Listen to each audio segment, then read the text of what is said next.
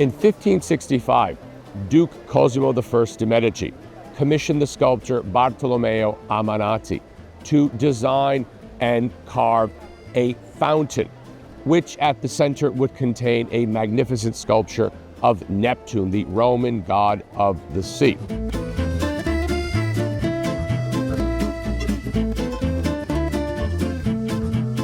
And in fact, over the next 9 years, Ammannati would employ his talents and his workshop in producing one of the most spectacular fountains in all of Italy.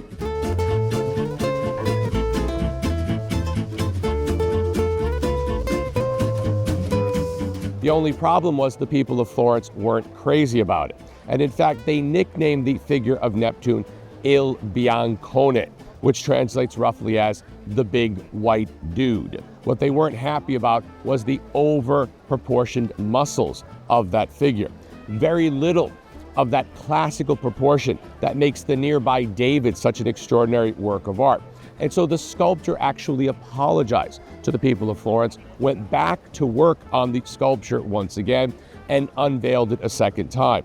And this time the people of Florence liked it even less, and in fact expressed their displeasure by climbing up on the edge of the basin and urinating into it. Men would take their horses to drink from the basin of the fountain, and women would wash their clothes in it instead. And so their means of protest was by treating the structure not as a work of art, but as a public fountain instead.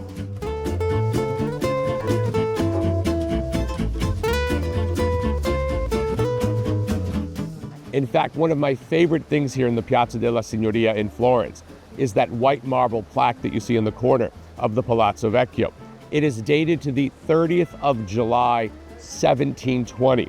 And states that if the police force of Florence finds anyone peeing in the fountain, watering their horses, or doing laundry, that they will be fined a certain sum of money.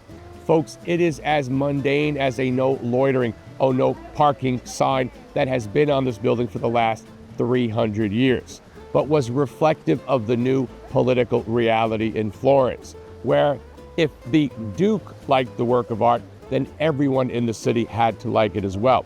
And to make matters worse, the face of that figure of Neptune is in fact a portrait of the Duke himself. In fact, if we look at the figure of Duke Cosimo on the nearby equestrian monument, you'll see that that face is one and the same.